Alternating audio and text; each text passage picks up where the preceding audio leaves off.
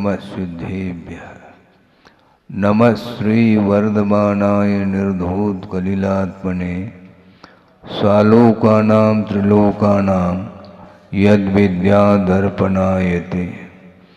अहिंसा परमो धर्म की, महावीर भगवान की। परम पूज्य आचार्य गुरुवर श्री विद्यासागर जी मुनि महाराज की जय। बोलिए परम पूज्य आचार्य 108 श्री समय सागर जी महाराज की, समस्त आचार्य संघ की। शुद्ध परमात्मा तत्व को प्राप्त करने के लिए आलम्बन लिया जाता है। प्रत्येक संसारी प्राणी अपने अपने इच्छित वस्तु को प्राप्त करने के दृष्टि से भिन्न भिन्न वस्तुओं का अवलंबन लेता है। तो मोक्ष प्राप्त करने के लिए किसका आलम्बन लेना, प्रश्न तो है। जो संसार के लिए कारणभूत वस्तु हैं उनका आलम्बन लिया नहीं जा सकता। जो स्वाधीन सुख है उसको प्राप्त करने के लिए जिन्होंने प्राप्त किया है उनकी आराधना, उनकी उपासना, उनकी पूजा, उनकी भक्ति की जाती है। उनको छोड़ करके दुनिया में कोई वस्तु नहीं जो शुद्ध परमात्मा तत्व को प्राप्त करने के लिए साधनभूत हो। इसलिए जिसका जो लक्ष्य होता है उसके अनुरूप ही वह उन वस्तुओं का जो कारण के रूप में है उसका आलम्बन लेता है। समझने के लिए छोटा सा बालक है, नवजात शिशु है, और वह किसका आलम्बन ले रहा है? पिता का नहीं, माँ का आलम्बन लेता है। उनके माध्यम से उसकी इच्छित वस्तु उसको प्राप्त हो जाती है। कोई विद्यार्थी है, विद्याध्ययन करना चाहता है, वह गुरु का आलम्बन लेता है। चाहे वह लौकिक ज्ञान हो अथवा परमार्थ संबंधी हो, गुरु का आलम्बन लिया जाता है। किसी को रोग हुआ है, उस रोग से निवृत्ति पाने के लिए औषधि लेना तो है, किंतु वैद्य का आलम्बन ले लेता है। कोई तैरना चाहता है अथवा नदी को पार करना चाहता है, तो नदी को पार करने के लिए तैरने की कला चाहिए। मान लो नहीं तैरना जानता है तो वो किसका आलम्बन लेता है? नाव का लेता है। अथवा तैरना सीखना चाहता है तो उसके लिए नाव के द्वारा तैरा नहीं जाता है, नहीं।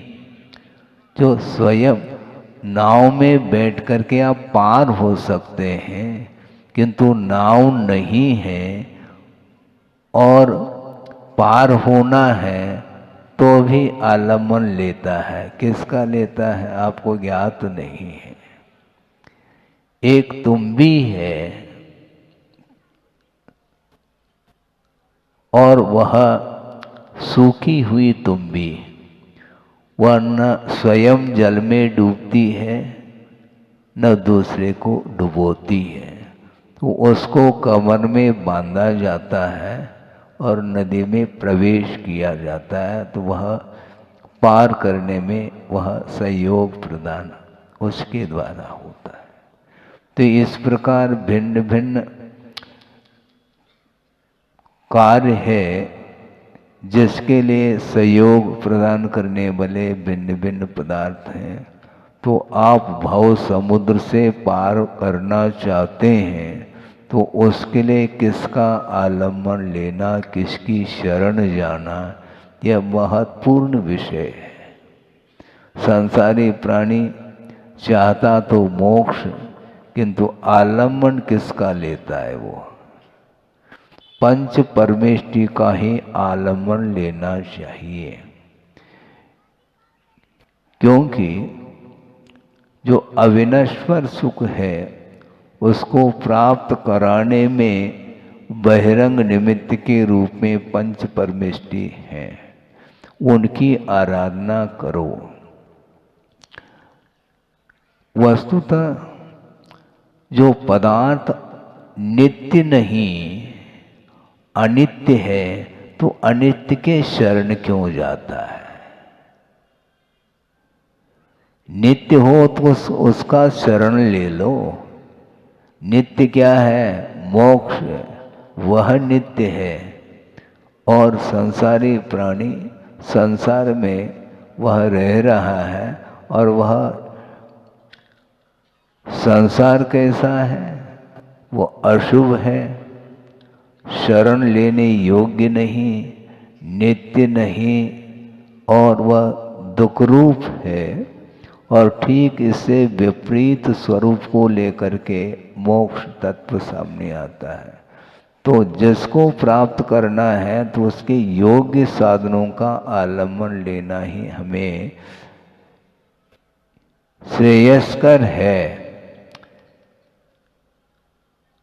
और ये ज्ञान कहाँ से प्राप्त होगा?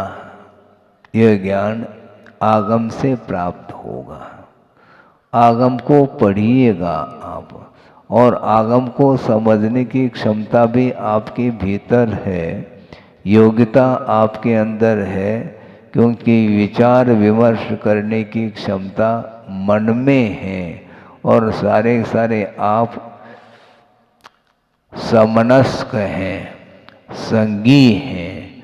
तो ऐसी स्थिति में उस मन का उपयोग तो करो। और मन है क्या वस्तु?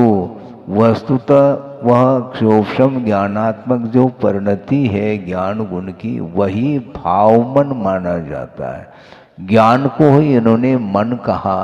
जिस ज्ञान में विचार विमर्श करने की क्षमता रहती है, उसी को, उस ज्ञान को ही भाव मन की संज्ञा दी है। इसलिए मनोयोग से सुनो ऐसा कहा जाता है। सुनने के लिए आपके पास दो दो कान हैं, किंतु फिर भी कहा जा रहा है मनोयोग से सुनो। आपके कान में शब्द आ रहे हैं, किंतु उपयोग यदि आपका अन्यत्र होगा तो वह कभी भी उस शब्द का अर्थ क्या है, उसका भाव भाषण संभव नहीं है। इसलिए ध्यान से सुनो ऐसा कहा जाता है। असंगी पंचेंद्रिय है जिसके पास कान है, किंतु उसका क्या मीनिंग है ये उसे ज्ञात नहीं हो सकता। वो आवाज तो आ रही है, किंतु उस आवाज के माध्यम से वह अर्थ तक पहुंच नहीं पाता, उसे ज्ञान नहीं होता। किंतु जिसके पास विचार करने की और वचनों को ग्रहण करने की क्षमता जिसके अंदर है, वही वस्तु के स्वरूप को जान सकता है।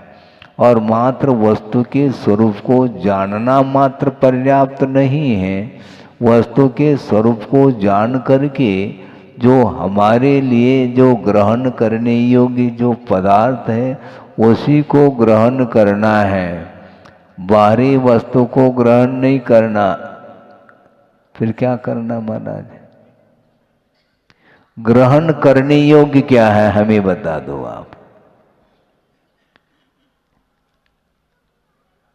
ये भी नहीं मालूम, जबकि मति बुद्धि आपके पास भी है। ग्रहण करने योग्य केवल आत्म तत्व है। अपने को छोड़ करके अन्य तत्व हमारे लिए ग्रहण करने योग्य नहीं है अथवा वह प्राप्तव्य नहीं है। उस आत्म तत्व को प्राप्त करने के लिए कुछ साधन सामग्री हो सकती है, वह हमसे भिन्न हो सकती है, उसको हम साधन के रूप में ही स्वीकार करें, किंतु वह प्राप्त करने योग्य वह वस्तु नहीं है। आपको क्या प्राप्त करना? स्वास्थ्य प्राप्त करना है मान लो, तो स्वास्थ्य आपके लिए क्या साध्य है? उस साधन क्या है? औषधि है। स्वस्थ होने के बाद भी औषधि लेते हैं आप? नहीं लेते ना, क्योंकि औषधि से तो ठीक हुआ, स्वास्थ्य ठीक हुआ बस पर्याप्त है। उसके बाद औषधि नहीं ली जाती। उसी प्रकार ये मार्ग है, जब तक मंजिल नहीं मिलेगा तब तक मार्ग का आलम्बन लिया जाता है। हमेशा के लिए मार्ग का आलम्बन लिया नहीं जा सकता। शुद्ध अवस्था जब तक प्राप्त न हो तब तक मार्ग के ऊपर हमेशा हमें चलना आवश्यक होता है। आप यहाँ से दिल्ली जाना चाहो, मान लो ट्रेन से जा रहे हैं, ठीक है, लेकिन स्टेशन पर दिल्ली उतरना पड़ेगा। नहीं, ट्रेन के माध्यम से आए हम ट्रेन नहीं छोड़ेंगे, ऐसा थोड़ी है। ट्रेन तुम्हारी है क्या? उसका तुम उसके स्वामी हो गए क्या? नहीं, वो एक साधन था, उसके माध्यम से उस दूरी को तय किया और प्रयोजन आपका था दिल्ली जाने का, जो भी प्रयोजन हो उसके लिए वह साधन उसको अपनाया है। इसी प्रकार मोक्ष मार्ग में जो साधन सामग्री है उसके माध्यम से उस शुद्ध परमात्मा तत्व को प्राप्त करने का लक्ष्य होना चाहिए। तो ये जितने भी इंद्रिय हैं, मन हैं, ये सारे सारे साधन के रूप में हैं और इसका सदुपयोग करते हैं तो वह साधन माने जाएंगे। यदि सदुपयोग नहीं करते हैं तो उसके माध्यम से कोई भी प्राप्त होने वाला नहीं। इसको समझना है। वो समझ में बात जल्दी नहीं आती, पता नहीं क्यों नहीं आती, जबकि मन आपके पास है।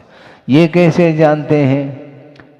भोजन करने से भूख मिट जाती है और जलपान करने से प्यास बुझ जाती है। तो इसी प्रकार रत्नत्रय के आराधना के माध्यम से मुक्ति मिलती है, बंधन से हम मुक्त होते हैं। इतना मात्र परिज्ञान होता है और इतना ज्ञान होने के उपरांत वह चल पड़ता है। जो है अर्थात छोड़ने योग्य जो पदार्थ है उसको छोड़ करके, क्योंकि वह हमारे लिए कारण नहीं है, वह साधन नहीं है, बल्कि लक्ष्य तक पहुंचने के लिए व्यवधान उपस्थित करने वाली वह सामग्री है, इसलिए वो छोड़ने योग्य है। उसको छोड़ करके जो प्राप्त करने योग्य तत्व है उसको प्राप्त करने के लिए जो भी साधन आगम में लिखा है उन साधनों का आलम्बन ले लो, बस और कुछ भी मुझे नहीं चाहिए। और जल में मीन प्यासा बोल रहे हैं। अरे ये हमें बात समझ नहीं आती थी पहले, आप समझ में धीरे धीरे आने लगी।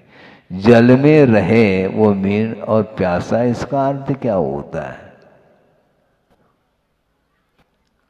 प्यास कहीं अन्यत्र से बुझेगी क्या?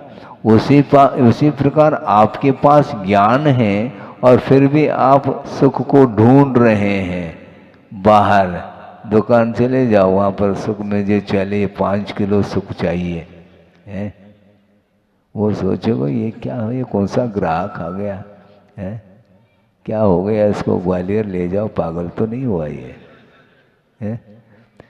5 किलो हमें सुख चाहिए, ये क्या सुख है भैया? सुख को प्राप्त करने के लिए सामग्री मिल सकती है, भूख शांत करने के लिए भोजन सामग्री तो मिल सकती है, किंतु उसके माध्यम से सुख उत्पन्न होगा तो ज्ञान के माध्यम से सुख उत्पन्न होगा, किंतु वह ज्ञान भी समीचीन होना चाहिए। अभी चर्चा चल रही थी महाराजों के बीच में कि वस्तुतः ज्ञान और चारित्र का मूल्य क्या है। यदि सम्यक दर्शन नहीं है तो उस ज्ञान और चारित्र का कोई भी महत्व नहीं है, क्योंकि सम्यक दर्शन के अभाव में, आस्था के अभाव में वह ज्ञान और चारित्र मोक्ष मुक्ति दिलाने में सहायक सिद्ध नहीं हो सकता। इसलिए आस्था को जागृत करने की आवश्यकता है। और किसके प्रति आस्था रखना? देव, शास्त्र और गुरु के प्रति। उसमें किसी भी प्रकार से तर्क के लिए गुंजाइश नहीं है, क्योंकि आगम, देव अथवा गुरु कभी भी आपका अहित नहीं चाहते हैं, वो हित ही चाहते हैं। इसलिए उन्होंने जो कहा उसको बिल्कुल स्वीकार करो, भले ही आपको उसका ज्ञान हो अथवा न हो, किंतु श्रद्धान करेंगे और उसके अनुरूप कदम बढ़ाएंगे तो निश्चित रूप से हमें मुक्ति मिलेगी। इसी का नाम सम्यक्त्व है और आस्था है। आस्था के साथ चलिए। नास्ता के प्रति तो आस्था है, किंतु मार्ग के प्रति आस्था होनी चाहिए। सुबह होते ब्रेकफास्ट, वो फास्ट ही है, वो ब्रेक लगता ही नहीं हो उसके लिए, प्रतिदिन उठते ही ये कार्य होता है। हाँ, फिर बाद में दुकान खुल जाती है। ये सब, ये इसके प्रति जैसे रुचि है, उसी प्रकार देव, शास्त्र, गुरु के प्रति आस्था जागृत होनी चाहिए। और ये बहुत दुर्लभ वस्तु है। बार बार कहने के लिए तो वही है। अब प्रतिदिन एक एक घंटा क्या है, क्या है यहाँ पर, कहाँ से लाएं आपके लिए। और वर्तमान में जो कुछ भी शोभसम है अल्प मात्रा में है, बहुत लंबा चौड़ा श्रुत है, श्रुत का कोई पार नहीं है, ये भी कहा जा रहा है। अंतो नत्य सुदीनम, श्रुत का अंत नहीं। और कालो थो, काल स्तोक है। और वयम च दुर्मेहा, हमारी मति, हम दुर्मेधस हैं, ऐसा कह रहे हैं आचार्य। इसलिए तन नवरी सिक्की अवम, उसी को सीख लेना चाहिए। जम जर मरणम खयम कुनुदी, जिसके माध्यम से, जिस ज्ञान के माध्यम से जन्म जरा मृत्यु का क्षय हो, इतना ज्ञान पर्याप्त है हमें। पर आज हमें बड़े बड़े पोते, हमें समझ नहीं आता, कोई बाधा नहीं। जन्म जरा और मरण से हमें ऊपर उठना है तो उतना जान लो आप। हाँ, उतना ही जाना, क्योंकि कालो थो कहा। काल स्तोक है, स्वागरूपम आयु नहीं, पल्योपम आयु नहीं, पूर्व कोटि की आयु नहीं। बड़े मुश्किल से 70, 75, 80 तक पहुंच गए। उसके बाद फिर भी 80 साल का होने के बाद भी अभी भी लस्सी पी रहा है वो। समस्या ये जा रही है। इस बार तुकबंदी करने से आपको थोड़ा सा अच्छा लगता है, क्योंकि लस्सी तो अच्छी लगती है भैया। 80 साल का हो गया अभी भी लस्सी की बात करता है? लपसी तो फिर भी ठीक है। हाँ, लपसी ठीक है, लस्सी ठीक नहीं। क्योंकि लपसी के माध्यम से वो बिल्कुल जो है ना, वह हल्का आहार होता है। रोटी और जितने भी सॉलिड जो भोजन है उसको छोड़ो, और माड़ जिसको बोलते हैं, लपसी, ओरिया, वही ठीक है। एक गांव का नाम है, आप जानते होंगे, परसोरिया। ओरिया परसों नहीं, हाँ, ऐसे नाम होते हैं। तो ओरिया भी बहुत पाचक है, वो हल्का है, उससे गर्मी भी शांत होती है और अपने लिए डाइजेस्ट भी होता है। तो इस प्रकार जो है ना, ये यही ठीक है, लस्सी ठीक नहीं। हाँ, हाँ। आइसक्रीम, ये क्रीम ठीक नहीं, क्रीम भी ठीक नहीं, आइसक्रीम भी ठीक नहीं, क्रीम पाउडर जिसको बोलते हैं वो भी ठीक नहीं, और आइसक्रीम भी, दो प्रकार की क्रीम हो गए। ये सारे सारे वस्तुतः इसलिए कहा जा रहा है कि काल है नहीं, थोड़ा सा समय है और सारा सारा समय विषयों में ही वह निकाल देता है, तो पुनः वह रात आएगी और बस आपको जाना पड़ेगा, अन्यत्र जाना आपको। कहाँ, इस धरती को छोड़कर। बड़ी विचित्र दशा है।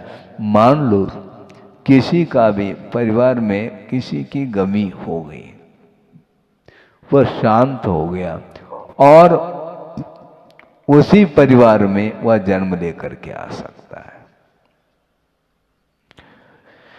पिता का जीव है और वह, उसका जो पुत्र है, उस पुत्र का वह पुत्र बन रहा है। अभी तक तो हैंडल किया था, अब वो हैंडल करेगा। आप है, जो पुत्र है, बेटा है, अब वह पिता की, उसके लिए वह पिता बन गया और पिता पुत्र बन गया। उसको ख्याल ही नहीं है, जन्म नया हो गया, उसका जन्मदिन मनाओ अब। हाँ? गमी हो गई तो कमी हो गई, तो पुनः एक जन्म लेकर के आया है। तो उसके जन्म के निमित्त से वह खुशी मना रहा है, जबकि वह पिता का ही जीव, जिसका अवसान हुआ था, जिस समय आपको दुख उत्पन्न हुआ था, वही उत्पन्न हुआ है। ये सारा सारा चक्र है, आपको दिखाई नहीं दे रहा है। कौन किसका अवसान हुआ और कहाँ पर उत्पन्न हुआ, ये कोई भी दृश्य आपको देखने को नहीं मिलता, कोई पहचान नहीं है। पुनर्जन्म इसी को बोलते हैं। जन्म जो होता है, अवसान होने के बाद जन्म होता है, और जन्म होने के उपरांत पुनः उसका अवसान होता है। ये चक्र, यह परंपरा, ये निरंतर चलती आ रही है। इसलिए जन्म, जरा और मृत्यु का क्षय जिसके माध्यम से होता है, उतना ही ज्ञान हमें पर्याप्त है, ज़्यादा ज्ञान की आवश्यकता नहीं है। प्रयोजन भूत तत्व है। आप लोग भी बोलते हैं ना, क्या बोलते हैं? आम खाना है कि पेड़ गिनना है? क्या करना है आपको? एक आम पर्याप्त है। और कितने आम लगे कि गिन करके क्या कर लोगे? एक आम खा लो, पेट भर जाएगा तुम्हारा। लेकिन यही है, जो ज्ञान है उसका सदुपयोग नहीं करता, किंतु और के चक्कर में वह सारा सारा समय निकल जाता है। और दूसरी बात, वक्र बुद्धि वाला है, ये भी कहा है आचार्यों ने। ये सीधा सीधा स्वीकार नहीं करता, एक्सेप्ट नहीं करता, वह तर्क करता है, ऐसा क्यों, ऐसा क्यों, ये तर्क क्यों करते हो? जो कहा जा रहा है उसको स्वीकार करो, क्योंकि गुरु कभी भी अहित नहीं चाहते हैं। तो विश्वास रखो और आगे बढ़ो। नहीं महाराज, हम तो कस करके देखना चाहते हैं। हाँ कसो, आप कमर कसो। क्या कसोगे तुम? मैं कस करके देखता हूँ। प्रत्येक चीज का स्वाद लेकर के मैं श्रद्धान करूंगा। तो श्रद्धान करने की क्या आवश्यकता है? हम विश्वास कैसे करें महाराज? तो ऐसा करो, जहर पी करके विश्वास कर लेना। क्या करोगे? वो जब तक स्वाद नहीं लेंगे महाराज हम कैसे कहेंगे कि हमारे लिए ये हानिकारक है।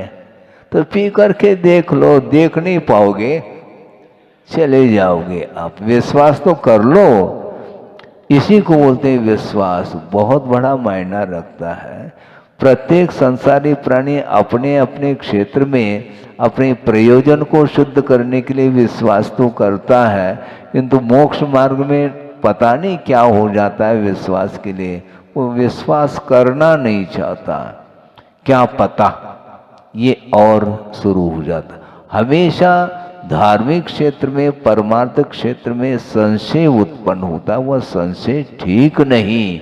जो कहा है इदमेव, यही है। भले हमें समझ में आ जाए अथवा न आ जाए, हमें समझना नहीं, औषधि का प्रयोग करना है। डॉक्टर के सामने वो जैसा कहते हाथ जोड़ करके स्वीकार करते हैं, है ना।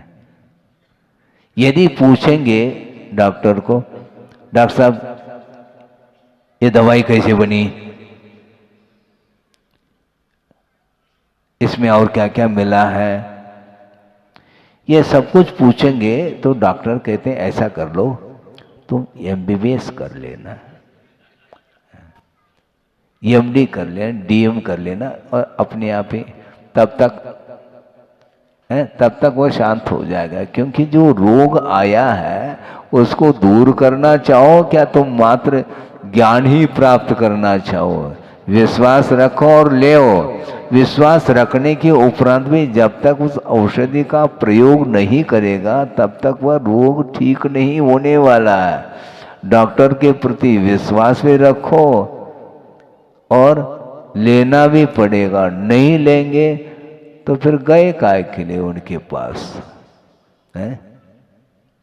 सब अपने आप कर लो ना, तो अपने आप नहीं होता है तो श्रद्धान करो और आगे बढ़ो। इसी प्रकार मोक्ष मार्ग में भी हमें श्रद्धान करने की आवश्यकता है। बहुत ही महत्वपूर्ण वह बिंदु है। मोक्ष तक पहुंचने के लिए विश्वास की कमी नहीं होनी चाहिए। जो भगवान ने कहा वह वज्र की लकीर है, हाँ बिल्कुल, उसमें कोई भी फर्क नहीं आ सकता, पक्की बात है। ये श्रद्धान करिए आप। महाराज ये तो आपने एक प्रकार से मुंह बंद करने की बात कर दी। अच्छा ठीक है भैया, तुम मुंह खोलते रहो उससे कुछ नहीं होने वाला। क्योंकि स्वयं गणधर परमेष्टि भी श्रद्धान के बल पर चल रहे हैं। क्योंकि जो सूक्ष्म पदार्थ है उसका परिज्ञान छद्मस्त अवस्था में केवल ज्ञान होने के पूर्व में मति ज्ञान श्रुति ज्ञान के माध्यम से उस पदार्थ की जानकारी नहीं हो सकती। केवल ज्ञान के द्वारा जो वस्तु पकड़ में आने वाली है उसका परिज्ञान हम अभी वर्तमान में करना चाहते तो संभव नहीं। विश्वास करो और केवल ज्ञान प्राप्त कर लेना, फिर अपने आप ही आपको समझ में बात आएगी। हाँ ठीक कहा था आगम में और गुरु के द्वारा ठीक कहा गया था, लेकिन हमने नहीं मानी थी, बाद में माननी पड़ी। और मानने से अपने आप केवल ज्ञान प्रकट हो जाता।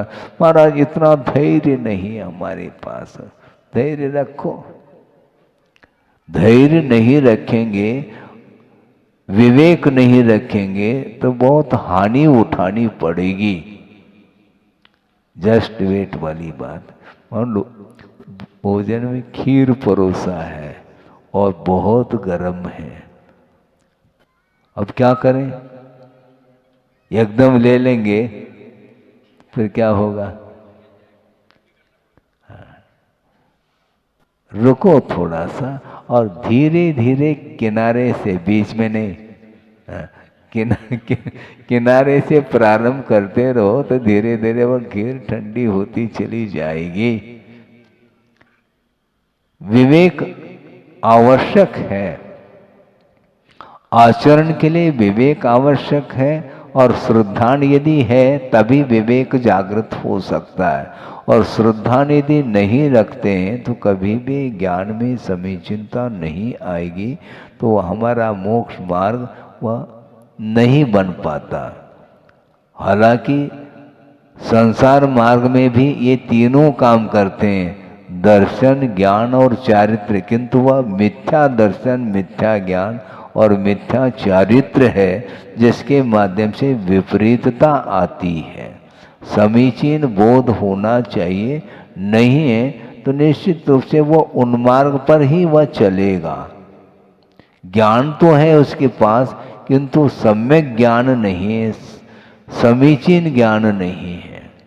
धर्म तो है किंतु वह समीचीन नहीं, इसलिए समंतभद्र स्वामी ने स्पष्ट ही कर दिया, समीचीनम धर्मम अहम देशयामि।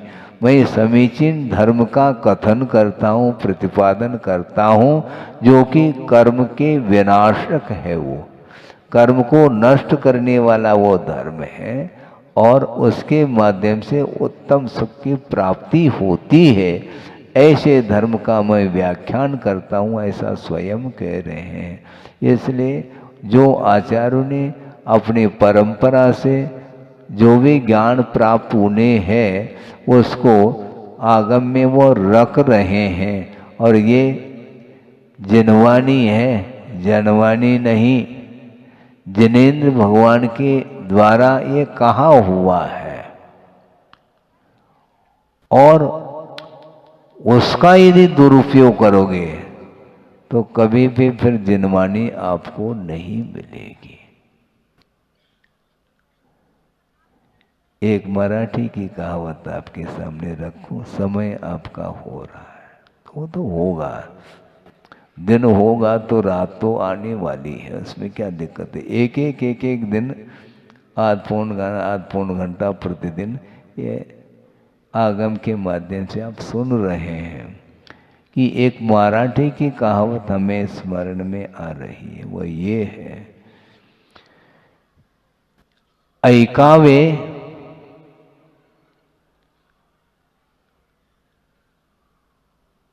जनाचे, करावे मनाचे। आप लोग भी बोलते हैं सुननी सबकी, करनी मन की, वही वाली बात इसमें है। ऐकावे जनाचे, लोगों की बात को सुने, और करावे मनाचे, मन के अनुरूप करें, ऐसी ये कहावत है। किंतु इसको थोड़ा सा और परिवर्तित करने का हमने प्रयास किया परमार्थ की दृष्टि से, कि ये जो पंक्ति है इससे थोड़ा सा हट करके इसमें क्या कहा, लोगों की बात सुने और मन के अनुरूप करें। अब हम ये कहना चाहते मन के अनुरूप नहीं करना, क्या करना फिर, ऐकावे मनाचे, मन की बात सुनो, करावे जनाचे, जिनेंद्र भगवान के अनुरूप करो, ये कहा जा रहा है। मन के अनुरूप नहीं करना, मन से करो किंतु मन के अनुरूप नहीं, जिनेंद्र भगवान के वचनों के अनुरूप अपने को आचरण करना है। जनवानी नहीं, जिनवानी है। इसलिए जिनेंद्र भगवान के द्वारा कहा हुआ जो वचन है वही वचन यह संसार से पार लगाने में सक्षम है, ये स्पष्ट लिखा हुआ है। इसलिए आप थोड़ा थोड़ा अध्ययन करिएगा। पूरा जटिल विषय मान लो आपके लिए ग्राह्य नहीं होता है, कोई बाधा नहीं।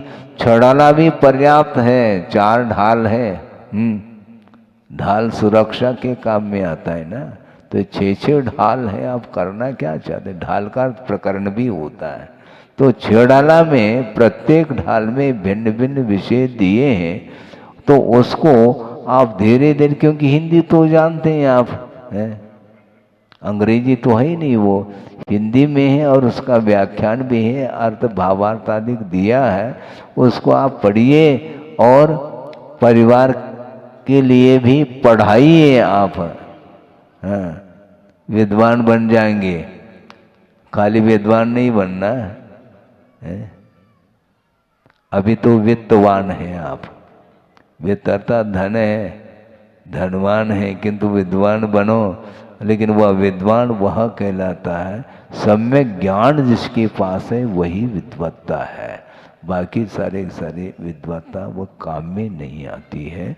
इसलिए संक्षेप में ये कहना चाहते हैं कि जो नश्वर पदार्थ है उसके शरण में हमें नहीं जाना है। जो प्रति समय पदार्थ मिट रहा है उसको पकड़ने का भाव ये अज्ञान भाव माना जाता है। समुद्र में लहरें उत्पन्न हो रही है, पकड़ो उसको। मान लो छोटा सा बालक पकड़ता है तो आप उसके उस कृत्य को लेकर के आप हंस जाते हैं, ये देखो ये इसको ज्ञात ही नहीं है कि लहर है और ये पकड़ना, क्योंकि वो अच्छी लग रही है वो लहर, पकड़ना चाहते हो, पकड़ में नहीं है। उसी प्रकार ये पर्याय कभी भी पकड़ में आने वाली नहीं है। प्रति समय यह पर्याय मिटती चली जा रही है। इसलिए दीपक आपने जलाया है, हम पूछना चाहते हैं दीपक जल रहा है क्या? दीपक जल नहीं रहा, दीपक बुझने की ओर है। तेल जल रहा है लेकिन बोलने में आता है दीपक जल रहा है, दीपक जलता नहीं, तेल प्रति समय जलता चला जा रहा है, इसलिए वह दीपक बुझने की ओर है। उसी प्रकार आपका जन्म हुआ तो आप मरण की ओर जा रहे हैं। आयु कर्म धीरे धीरे धीरे प्रति समय वह क्षय को प्राप्त हो रहा है। इसीलिए आगमकारों ने स्पष्ट लिखा है, एक मरण वह है जो आवीची मरण बोला। आवीची मरण का अर्थ प्रति समय अवसान हो रहा है, आयु कर्म वह क्षय को प्राप्त हो रहा है। आयु कर्म के ऊपर जीवन चलता है तो प्रति समय आयु कम होती चली जा रही है। कितने साल की उम्र हो गई? 50 की हो गई, यानी 50 साल व्यतीत हुए हैं और जो शेष है वही बचा है, वो भी समाप्त होगा, उल्टी गिनती होगी। उल्टी गिनती होती होती लास्ट में उल्टी हो जाएगी और चला जाएगा, खत्म। एक आध बार गला खिंच गया तो बस पहुंच गया दूसरी जगह। तो ये निरंतर यह परिणमन आप रोक नहीं पाओगे। आप बिल्कुल जो है ना लॉकडाउन करके बैठ जाओ अंदर, फिर भी आपका परिणमन रुक नहीं सकता। निश्चित रूप से आप आगे बढ़ते चले जा रहे हैं। मरणासन का अर्थ क्या? बिल्कुल मरण होने को है उसी को वो मरणासन, इन्हें मरण के निकट पहुंचा है। निकट तभी पहुंचा है जब उसकी आयु पूर्ण होने को होती है। सूर्य उदित हुआ है, वह अस्ताचल की ओर जा रहा है, वह प्रति समय उसमें गति है। उस सूर्य की गति को आप पकड़ नहीं पाएंगे, इतना स्लो गति है उसमें। और धीरे धीरे धीरे 12 घंटे में वह पूरब से पश्चिम की ओर आ जाता है। उसी प्रकार आपकी ये पर्याय है जो मिली है कर्म के उदय में, और उसका सदुपयोग कर लेंगे तो निश्चित रूप से संसार का अंत हो सकता है। हो इस पवित्र भावना के साथ अहिंसा परमो धर्म की जय। बोधि समाधि परिणाम शुद्धि स्वात्मोपलब्धि शिव शोक सिद्धि चिंतामणिम चिंतित वस्तुदाने त्वा मंद मानस्य ममास्तु देवी।